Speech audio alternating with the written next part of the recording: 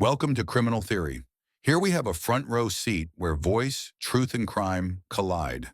If you geek over crime stories, this is the place for you. Please like, share, and subscribe. Now let's get down to it. The classroom hummed with low conversation. Papers shuffled and a chair scraped somewhere near the far end of the room.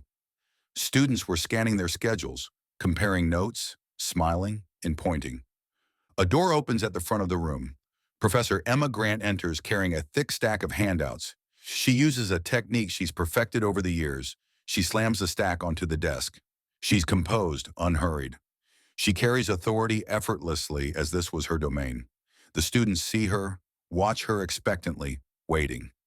In clear, bold strokes, Professor Emma Grant writes, "Creative writing, voice and narrative truth." Professor E. Grant on the board.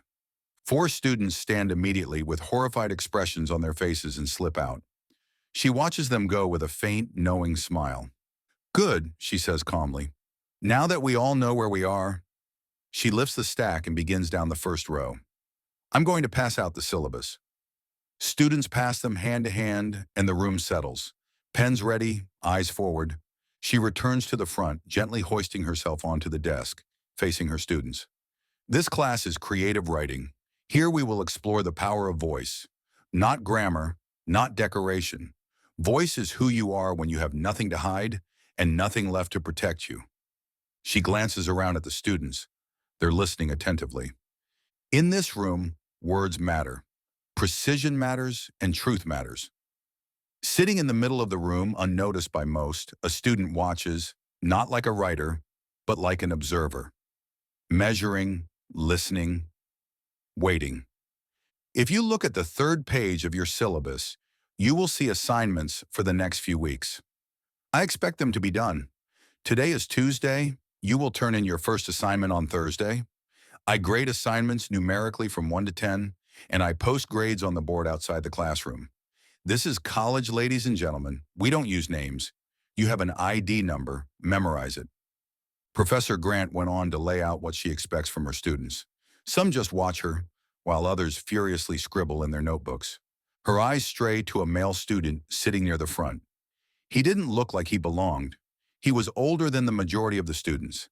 His eyes were striking, dark, and she could tell that he was tall. His legs were stretched out in front of him. His attentive eyes stared back at her. Instant recognition passed between them, and Professor Grant looked away. She concluded her lecture 10 minutes early and dismissed the class. "When we meet on Thursday, we will continue with the definition of voice. I want you to write a description of something as an exercise. You don't have to hand it in. We will explore how you bring your object to life." In her office, she sat at her desk and blew out a breath. Her office was small in contrast to the other departments, but big enough to share with Professor Lindora Dade, her best friend. "First night jitters?" asks Lindora. She opens her notebook and begins to write. "No, I dominate there. There's this one student who doesn't seem to belong. He's older," and a soft knock. "Come in," Emma calls out. The door opens. He enters as if conjured. The student from the middle of the room steps inside. The atmosphere changes. Calm, waiting. She continues to write and doesn't look up immediately. She finishes and lays her pen down. "Yes, can I help you?" "Hello, Professor. I won't always be able to attend class," he says. "I wanted to know if I could submit assignments early." Emma studies him more fully. His British accent surprises her.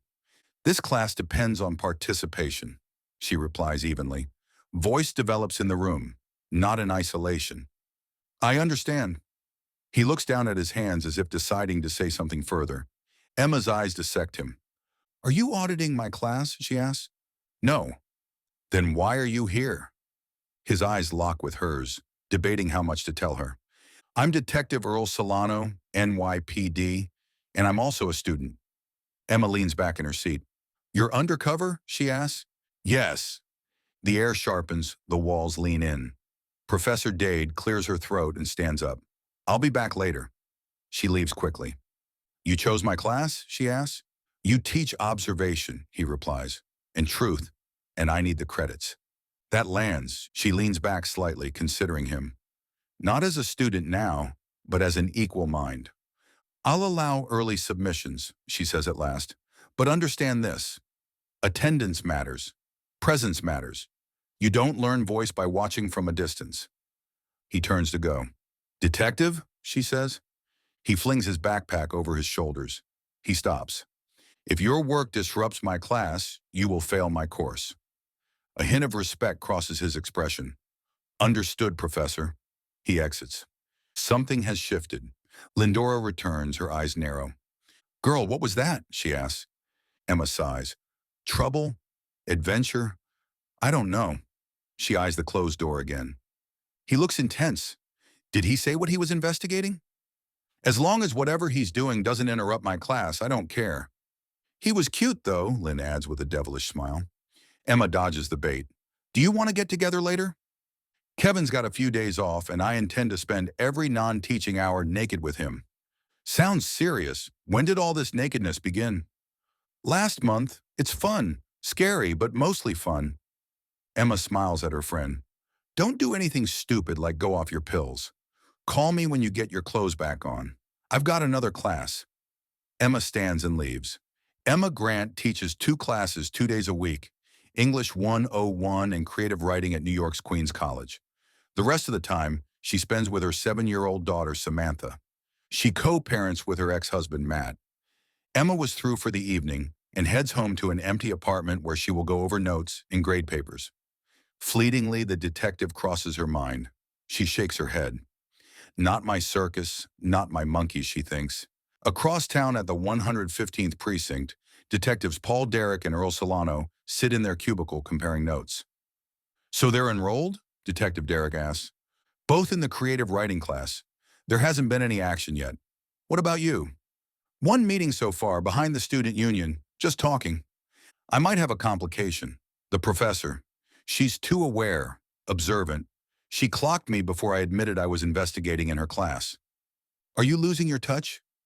Earl stared down his partner. She's something. Emma cleared her throat loudly. The 2 students moved to give way for her to pass. The class was just as loud as the first evening. Emma Grant entered the classroom carrying her materials. Her heart thudded in her chest. She witnessed something she was positive she shouldn't have. She is careful and keeps her eyes on her papers. She turns to the blackboard and writes, Voice is description.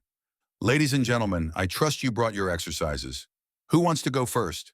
Her eyes scan the classroom. She's looking for the detective. She slows her breathing. He's there. A male student raises his hand. You wanted us to describe something to give it a voice, correct? Emma nods. Yes, let's hear what you got. I wanted to describe the concept of fear. Fear is the tremble of the hand, the missed beat of a heart. Fear is dark hiding from the light.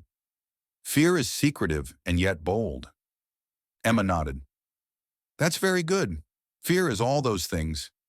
If you could give fear a color, what would it be? She asked the student. Blood red or gray, he answered. Emma nodded again. She looked away slowly. Who wants to go next?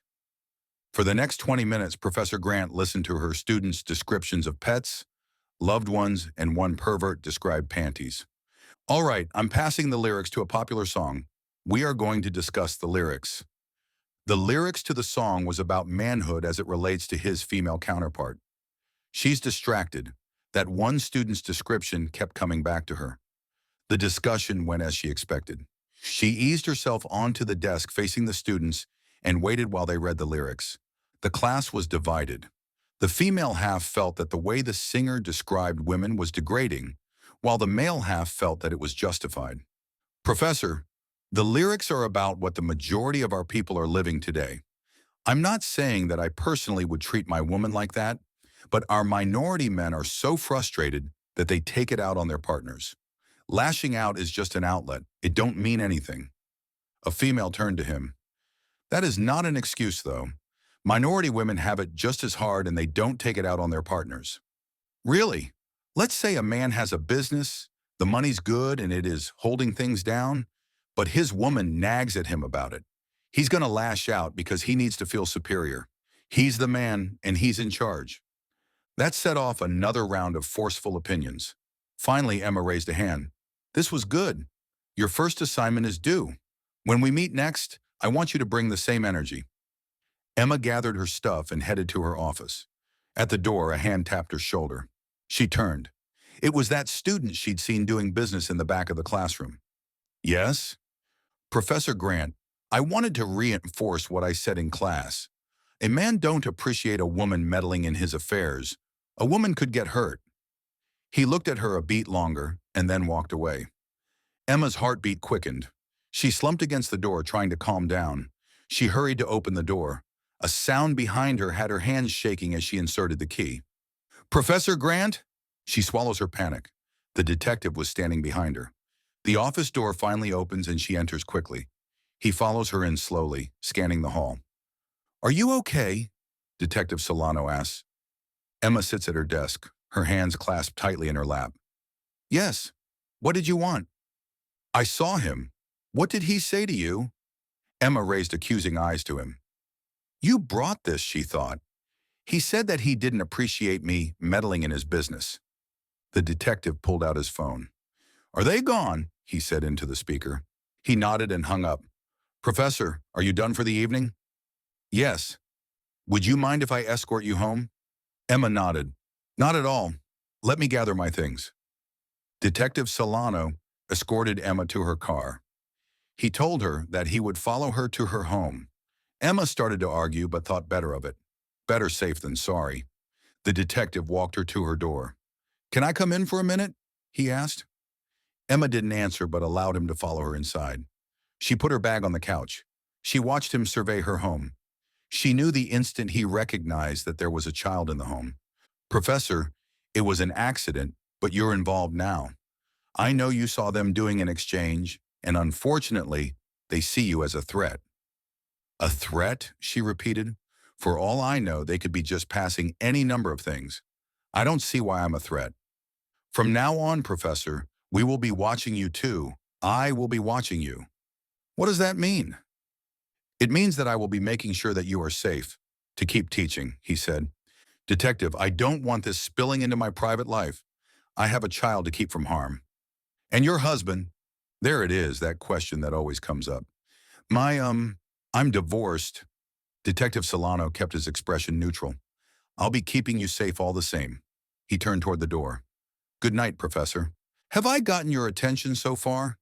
The professor is on the dealer's radar now, and the detective has his job cut out for him. The professor didn't seem fazed. The dealer now has to be more careful. He scared her. That should be enough. The following school days, Emma Grant made sure she's the last one to enter the class. Her student goes out of his way to acknowledge her every night. Detective Solano continues to escort her to her car and to her door. He's a silent presence, courteous. 2 weeks later, Professor Grant is hurrying to a teachers' conference being held in the student union. She has to walk across the quad to get there. She rounds a corner and comes upon her student, who now has a name thanks to submitted assignments. Mr. Rivera and 2 others are passing packages. At first, no one moves. Emma is frozen. Mr. Rivera smiles at her. The other 2 stash their packages and face her. Professor Grant, you seem to be at the right place at the wrong time. I warned you. Now I'm going to have to make sure you stay quiet. He nods to his companions. They leave. Rivera faces Emma. Look, I won't say anything. I don't know what you're doing anyway. Mr. Rivera approaches Emma slowly. Do you promise to keep your mouth shut? He asks calmly. Yes, I won't say anything. Emma nods vigorously. Mr. Rivera lifts his hand. Emma sees stars and drops to the ground. The bright overhead lights scream hospital, and Emma moans. Oh, thank God, you're awake, Lindora says. What happened? Mr. Morgan, the math professor, he found you by the parking lot out cold. The door to the room opens and Matthew, her ex-husband, enters. Emma, are you okay? He asks as he approaches the bed. Yes, I think so. There's a police officer outside waiting to see you. Do you need anything from home? His expression is accusatory. I'm only staying overnight, she tells him. You don't have to worry about her, Matt. I've got her, Lindora says. I didn't tell Sam. Call her tomorrow. Matt leaves. Detective Solano enters the room. His eyes scan Emma and then focus on Ms. Dade. Do you mind if I speak with Mrs. Grant privately? Lindora stands. She tells Emma she'll be back. I'm sorry we didn't get to you in time to stop this attack. The doctor says you have a mild concussion. It was Edward Rivera. The other two ran off before she trails off. My partner was watching them. He didn't see you until he saw them rushing away. Detective, neither you or your partner could have known this was going to happen. All I did was turn a corner. They were right there with those brown packages. So what happens now? Now you rest and recover. Can you change your teaching schedule? No, I didn't think so. I'll have to watch more closely. Between my partner and myself, you'll be covered. Detective, how likely is it that everything is about to change until this case of yours is resolved? I'm sorry, we are working as fast as we can. Lindora returns with coffee. She eyes the detective expectantly. You're going to keep her safe, right? Yes. Good. She turns to her friend. Emma, I'm going to head out. Call me if you need anything. Detective Solano watches her leave. He turns to Emma. She's a good friend. Yeah, the best. Will I see you when I get discharged tomorrow? I mean, I'd feel better if it was you. I'll be here, Mrs. Grant. Try to rest. Emma watched him leave. Tears she'd been keeping at bay slid down her cheeks. She was scared. She was afraid to go back to school. The detective was there promptly at 11 a.m. He escorted her to his car and gently handed her down into the passenger seat. The ride wasn't long and he was quiet. She didn't feel like talking. She watched the scenery instead. At her apartment, Emma asked him to come inside. He sat down in her living room. The earth tones of her decor was calming, all oranges, browns, and burgundy. Did you have lunch yet, Detective? Emma asked after a while. You don't have to cook anything. We can order in if that's okay with you. Yes, is Chinese okay? Emma went into her kitchen and returned with a menu. Order whatever you like. I'm going to take a shower. Take your time. He watched her go further into the apartment. He turned the menu over, made a selection, and called. It had been 2 weeks since he'd been escorting her from school and to her door. Their interaction had been respectful, but they both knew that something else was there. She was fragile now. He needs to protect her. The timing is wrong. Emma came out of her room just as the food arrives. She's wearing sweats and it looked like she washed her hair. She smells like vanilla and lavender. As they eat, they talk about everything except the case. She relaxes and talks about her daughter. She tells him how smart she is and how guilty she feels that she's not home enough for her. He tells her about growing up in boarding school in England, about his parents and siblings. He tells her about joining the police force because that's all he wanted to do. Emma clears up. He watches her silently. The tension between them is back, the relaxed camaraderie from before gone. Professor, my name is Emma. Please call me Emma. Emma, I was wondering if after the case is over, if we could explore our friendship further. Do you think that's possible? It depends on how this case ends, Detective. Right now, all I can think about is what's going to happen when I go back to class. I understand. His phone buzzes in his pocket. He answers and listens. His expression turns grim. He hangs up and looks at her. You won't have to worry about Edward Rivera. He was found dead a half hour ago. He's decided that honesty is best. Does that mean I'm in the clear? We're not sure. He wasn't working alone. If you recall, he had partners. Until they're apprehended, you're still under my protection. Tuesday afternoon, Emma dresses carefully. She enters the classroom slowly. Her eyes find the detective, and he nods at her. She tries to keep her lecture off controversial topics, but as her original syllabus stated, there wasn't much she could change. With the absence of Edward Rivera, she noticed that the other student was also missing. Was he apprehended or killed? After class, she heads toward her office. She needed to prepare for her next class. The detective walks past her with a nod and continues down the hall. Hey, why did you lock the door? Lynn asks as soon as she gains the office. Just being careful, she answers. Lindora steps around her desk. Did the detective arrest the guy who attacked you? Yeah, he told me I didn't have to worry about him anymore. So, why are you still afraid then? There were 2 of them in my class. The detective said they are still looking for him. Dang Em, this is getting serious. Good thing he's protecting you. Yeah, good thing. How are things with Kevin? Emma asked, changing the subject. You won't believe it, but he wants us to move in together. What have you decided? Moving in together is kind of serious. I don't know if I'm ready for that.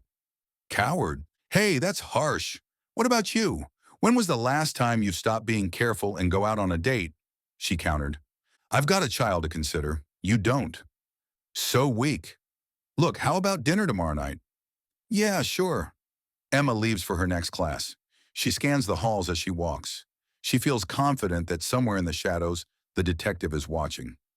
Lindora and Emma sit at their favorite Italian restaurant. The atmosphere is calm, quiet. Emma even orders a carafe of wine. Just to relax, she tells herself. So, are you going to tell me what's going on between you and that detective? There's nothing going on. He makes sure I get home after classes. Detective Solano sits at a distance. He smiles. The ladies part ways in the parking lot. Emma drives home and at the door she stops. Every hair on her arm stand up. Her heart beats harder and faster. There's someone behind her. She takes a deep breath and shoves her hand into her jacket pocket. Her fingers clasp the canister the detective insisted she carry. With her other hand, she inserts the key in the door and turns suddenly. That was too slow, the detective says behind her. Emma releases the canister and blows out a breath. If I were any faster, you'd be getting a face full of mace, she insisted. They enter and Emma stops. The scene before her has her speechless. Furniture overturned, her lamps broken. Detective Solano immediately pulls her behind him. He gestures for her to stay and not move. She watches as he goes into the bedrooms, bathroom, and kitchen. I want you to check if there is anything missing. I'm going to call this in. Emma quickly checks her bedroom and her daughter's. There's nothing missing. The police question her, the detective present giving her silent assurance. After they leave with her statement, the detective turns to her. Do you have somewhere to stay tonight? Why? Do you think this has something to do with the case at the college? Am I being followed? I'd be more comfortable if you didn't stay here tonight. Tomorrow I'll be back to help you change the locks. She was very well aware that he hadn't answered her question. I can stay with my ex-husband. He has our daughter. I'd feel more comfortable being near her. All right, pack what you need and I'll follow you there. At her ex-husband's apartment, Detective Solano listens to the exchange between the exes, clearly not comfortable with her staying there because of the possibility of bringing danger to their daughter. Mr. Grant, your wife needs a safe place to stay for the night. I can assure you that the break-in at her apartment is just a regular break-in. Fine, he says reluctantly. Emma turns to face the detective at the door. Good night, detective, and thank you for everything. Detective Earl Solano nods and turns to leave. As he drives away, he thinks about what he hopes the professor hadn't realized. Her apartment was broken into. Nothing was taken. Whoever it was searching for something. Were you expecting this twist? The detective has his work cut out for him. He now has to keep Emma safe while he searches for Rivera's partners. This tale is getting more and more exciting. How will this case unfold? Stay tuned for the next episode to find out what happens next.